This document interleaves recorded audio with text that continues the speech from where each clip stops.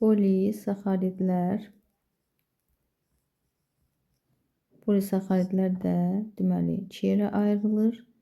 Nişasta və selüloza. Bunlar suda həll olmurlar, ortaq cəhəti. Suda həll olmurlar. Nişasta sadəcə şişir. Sadəcə şişir. Suda həll olmurlar.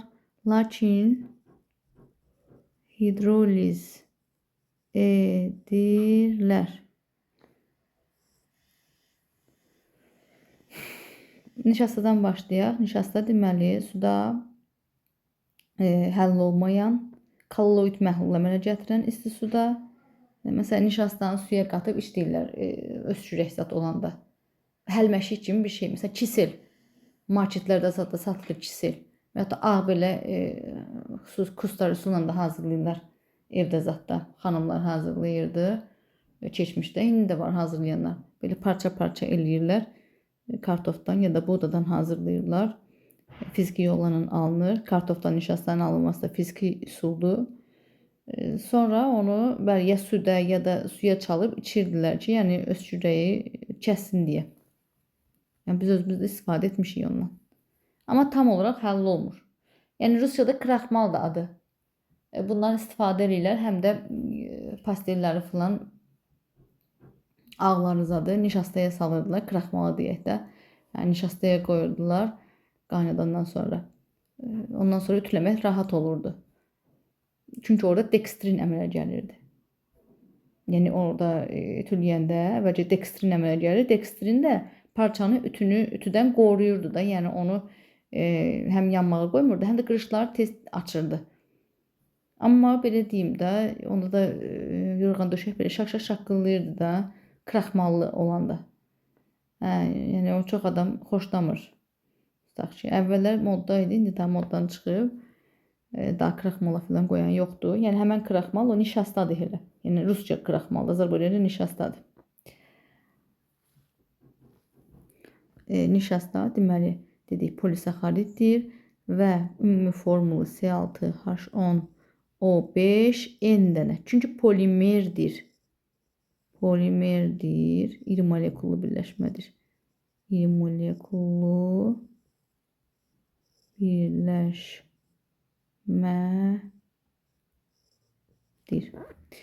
Turş mühitdə neyinir?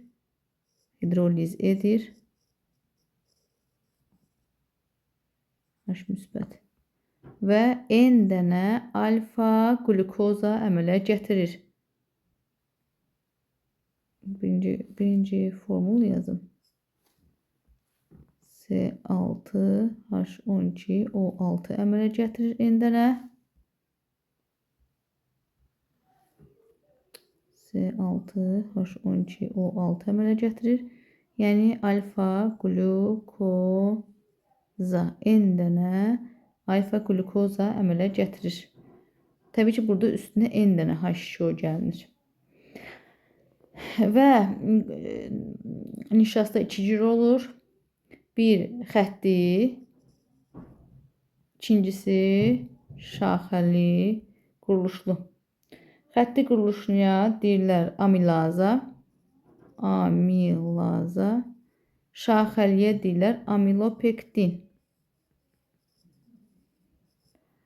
Nətə yadımızda saxlayaq. Bax, xəttidə də hərf azdır, amilazada da hərf azdır. Şaxəlidə həm hərf çoxdur, amilopektində də çoxdur. Yəni amilaza daha düz gedir, amilopektin görürsünüz, böyükdür da, belə deyək şaxəli. Şaxələnir. Hərf sayını yadda saxlamaq olar.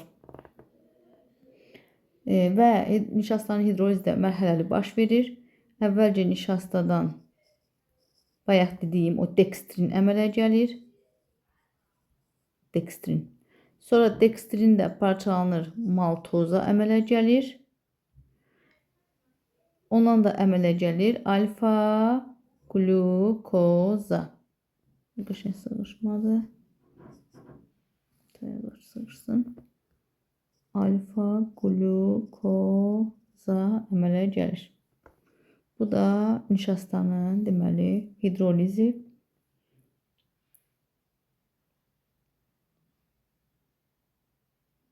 Nişasta təbiətdə necə əmələ gəlir bəs? Təbii ki, fotosintez sayəsində. Fotosintez bitkilərin yaşıl hüceyrələrində işıq enerjisinin təsiri altında 6CO2 plus 6H2O nə alınırdı? H-növ xlorofil. Glukoz alınırdı. Üstə gələk 6O2. Həmən bu glukozalarda N dənəsi birləşərək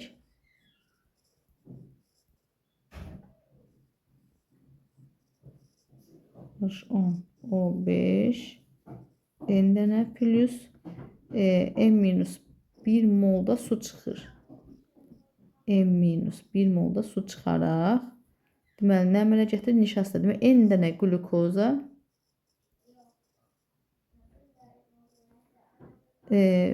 gəlir, polimer əmələ gəlir. Nişasta, iri molekullu birləşmə. Təbii ki, bu N-ə 1000 qoysanız, mən 1000 dənə glukozadan əmələ gəlib. N 2000 olsa, demək 2000 dənə glukoza reaksiya girib. Sonra deməli, argentium 2O ilə bir də kuprum OH ilə reaksiyası təbii ki, yoxdur. Yəni, nə gümüş güzgü reaksiyasına, nə də kuprum OH2 ilə reaksiyaya girmir. Bəs necə təyin olunur? Nişasta necə təyin olunur da? Yodla. Deməli, yodla göy rəng verir. Bu da bunun təyinidir. Nə ilə təyin olunur? Yodla. Məsələn, unu və yaxud da kartofu suya qoyun və yaxud da unu suya çalın. İçərisinə yod damdırın. Evdəki adi aptek yodu, yəni spirtdə məhlulunu damdırın. Görəcəksiniz ki, göy rəngdə məhlul əmələ gəlir. Deməli, bu nədir? Bu sübut edir ki, onun içərisində nişasta var. Nişasta daha çox buğdanın, qarğıdalının, düyünün tərkibində var. Kartofun tərkibində. Kartofun tərkibində hamı elə bilir çoxdur, amma kartofda azdır əslində. Kartofda 20% nişasta var. Buğdada 70%-dir, düyüdə ən çox düyüdədir. 80%. Bəs niyə düyü daha zərərsiz olur sizcə? Çünki biz kartofu suda saxlamadan bişirir çox adam. Kartofun nişastası çıxmamış, elə doğrayan kimi bişirir. Məsələn, yeməyin içərisində bişirsə, onun nişastası çıxır yeməyin içərisinə. 20%-si demək olur, hamısı çıxır yeməyə. Amma məsələn deyirəm, düyüdə olanda onu aş kimi süzəndə, suda bişirəndə təbii ki, həliminə çıxır, həlim çıxır da. O həlimi süzürlər də, həlim ayırırlar həlimlə düyünü, sonra dəmləyirlər. Orada necə deyim, nişasta bəlkə də 10% qalır. Nişastası gedir də. Nişasta həlimin içində gedir. Təbii ki, bizim ailədə hamı həlimi çox sevdiyindən həlimi də ayrıca içirik. Bir də ki, düyünün o nişastasında, həlimində əslində B vitamini var. Keçmişdə düyünü həlimsiz içiblər, həlimini tullayıblar hər dəfə. Beri sinqa xəstəliyi, beri xəstəliyinə tutulublar. B vitamini çatışmazlığı. Yəni, əslində həlimini içmək lazımdır. Amma daha çox həlimində olur, yəni onun nişasta. Deməli, nişasta haqqında bu qədər. İndi keçdik selulozaya. Seluloza da nədir? Polisaxariddir. Suda həll olmur. Əsasən, yəni kətan, sonra pambıq və s. yəni kimi bitkilərin lifləri selulozadır. Ümumiyyətlə, seluloza bitkilərin oduncaq hissəsində olur daha çox və xətti quruluşa malikdir.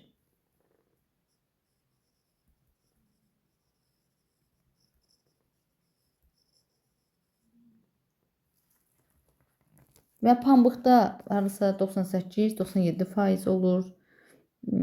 Oduncaqda 50% falan olur belə. Və bu da hidroliz edir. Hidroliz edəndə alfa qlukoza yox, beta qlukozaya parçalanır. C6H10O5N plus NH2O alınır. NC6H12O6 beta glukoza. Amma nişasta alfa glukozaya parçalanırdı endənə. Bu isə hidroliz eləyəndə, selluloza hidroliz eləyəndə beta glukozaya. Bax, bu şeylər yadınızda saxlayın. Yəni imtahanı düşsə bunlar düşə bilər. Nəyə parçalanır, nə əmələ gəlir.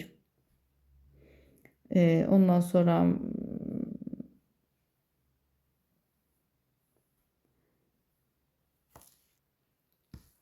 deməli sənayedə selluloza nədən alınır? Oduncaqdan.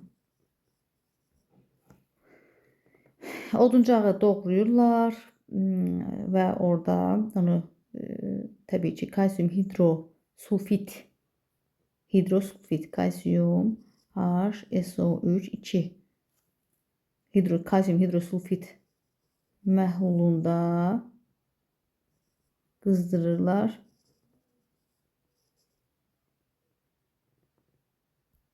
Sonra isə deməli o sellulozanın içərisində olan qarışıqların hamısı kalsium hidrosulfitlə birləşib ayrılır. Yəni ona süzürlər. Onun içərisində ondan birləşir deyə. Yəni onun içərisində həll olur deyə kalsium hidrosulfitin içərisində. Süzəndə təkcə selluloza qalır. Sonra sellulozanı nə edirlər? Süzürlər. Və sellulozanın ümumi formulu biz belə də yaza bilərik. C6H10O5N deyildimi? Yəni bunu indi nə edək? Bunu başqa cür formada yazsaq C6, bax H-dan 3 dənəsi, oksigenin də 3 dənəsi çıxır qırağa. Yəni OH, 3 dənə OH. Bu formada. N dənə. Baxın uşaqlar, burada içində 3 dənə OH var. N-ə də vuranda 3NOH olur. 3N sayda OH olur.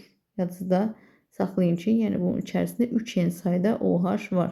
Bu bizə polimerlərdə, yəni iri molekul kütlələrdə hesablanmada yəni lazım olasıdır. Buna aid bir məsələyə baxasıq birazdan. Deməli 3N dənə OH var. Əgər 3N dənə OH varsa, onda belə çıxır ki, selluloza neçə mol sirkə turşusundan reaksiya edir? 3 mol. Yəni C6H7O2 OH, OH, OH, N üstə gələk. 3N dənə CH3COOH-la reaksiya edəcək və alınır C6H7O2. Deməli burada bu spid rolunu oynayır deyə H çıxır. O H-lar çıxdı. Buradan da OH-lar çıxır. CO, CH3, CO, CH3, CO, CH3. Təbii ki, neçə dənə? N dənə.